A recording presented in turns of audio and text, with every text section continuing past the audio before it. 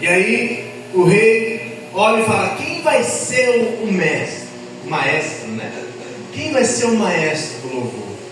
Quem vai dirigir? Quem vai ser o líder do louvor? E aí a Bíblia diz que eles foram orar juntamente com os sacerdotes, os profetas.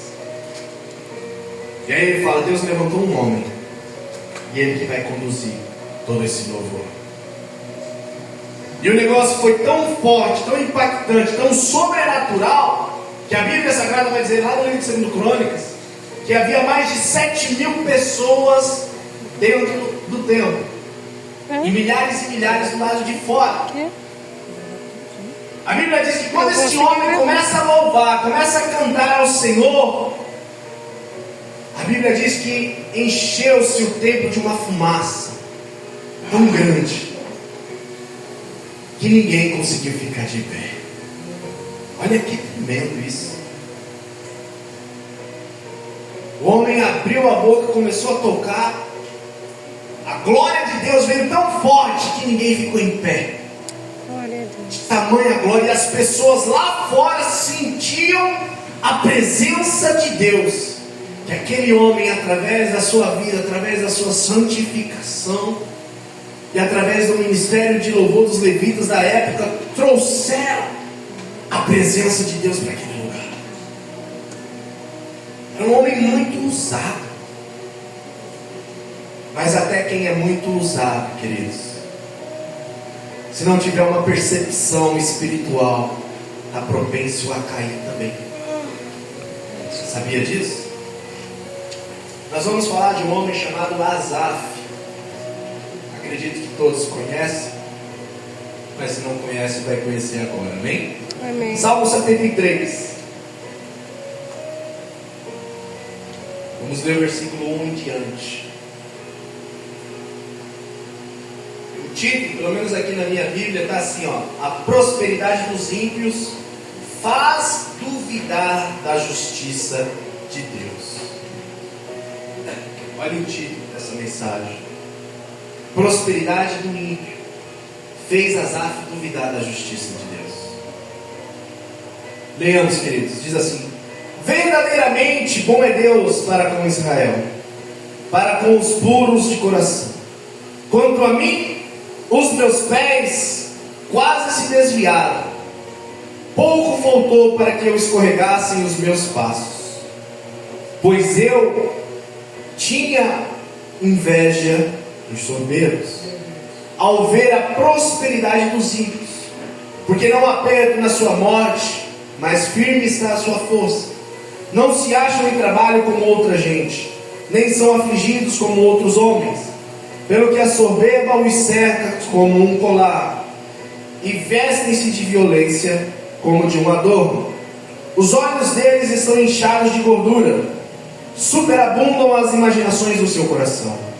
São corrompidos e tratam maliciosamente de opressão. Falam arrogantemente. Erguem a sua boca contra os céus e a sua língua percorre a terra. Pelo que o seu povo volta aqui e águas de copo cheio lhe se espremem. E dizem: como sabe Deus?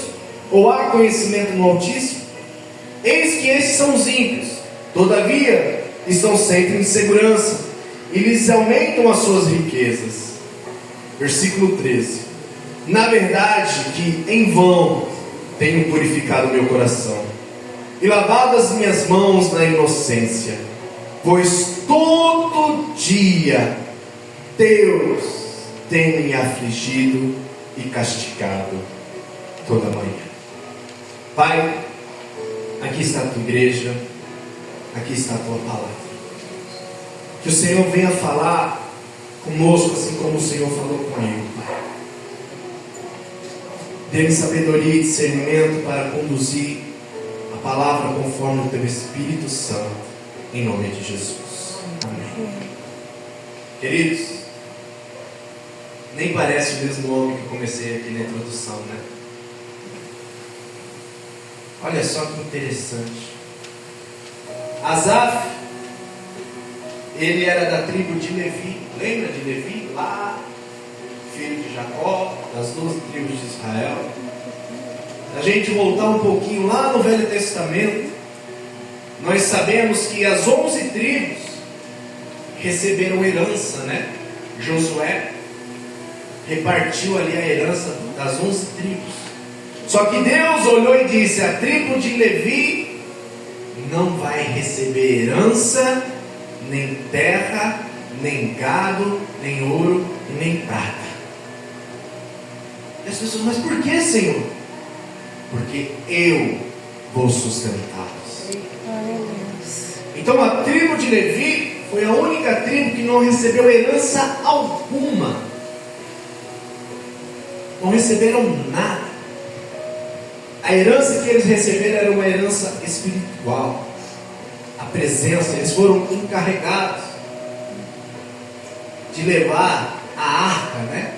A arca do Senhor. Eles eram encarregados de estar sempre à frente do louvor, do ministério de canto, de música daquela época. E aonde eles iam, eles faziam a diferença, porque eles se juntavam com os sacerdotes e estavam sempre à frente, né? Quando Davi trouxe a arca de volta para Jerusalém, adivinha quem estava na frente? Asaf e os seus filhos. Davi disse: chama os filhos de Asaf, que eu quero que eles cantem um louvor conforme a arca de Deus vai chegando a Jerusalém novamente. E olha que interessante, como eu disse no começo do Ministério de Casais, que os nossos filhos nós somos espelhos para eles. Eu tenho certeza que os filhos de Asaf olhavam para ele e falavam assim: uau, quando eu crescer, eu quero ser igual ao meu pai. Canta muito, tem unção. E viraram levitas também. E era um ministério fundamental. E Asaf, então, queridos, ele nunca trabalhou fisicamente, né? Ele trabalhava apenas para o Senhor. Ele não tinha uma morada fixa. Ele não tinha uma renda para falar: hoje eu vou para o McDonald's, hoje eu vou fazer uma viagem. O que você quer comer, amor? Ele não tinha isso. Ele vivia do que Deus colocava na sua mesa. Ele vivia daquilo que entrava no templo. Que toda a oferta, todo o dízimo, tudo que entrava no templo, o sacerdote separava uma parte para os levitas. Mas imagina quantos levitas não tinha naquela época. Eram milhares, né? Milhares de levitas. Então Asaf, ele foi crescendo com isso, vivendo 100% do Senhor. Já pensou? A gente não tem uma renda fixa, não tem uma morada fixa, viver de fé, viver pela fé, literalmente assim ele vivia. Mas ele cantava o seu melhor louvor, ele se doava. Ele buscava a presença de Deus como nunca. E as pessoas olhavam para ele e tinham respeito, porque ele não era só um levita, ele era o chefe dos levitas. Ele era um homem poderoso. Talvez a autoridade dele se igualava ao sacerdote, porque quando ele cantava, a presença de Deus descia. Então, ou seja, era um homem de unção, queridos. Era um homem cheio da glória de Deus, era um homem cheio do Espírito Santo. E ele foi crescendo com isso. Estou vivendo da obra, estou vivendo do Senhor. E ali cantando, louvando, saindo da sua casa simples. Quando eu vou para o templo adorar ao Senhor, ia com alegria. Mas aí quando ele olhava para a sua esquerda, olhava para a sua direita,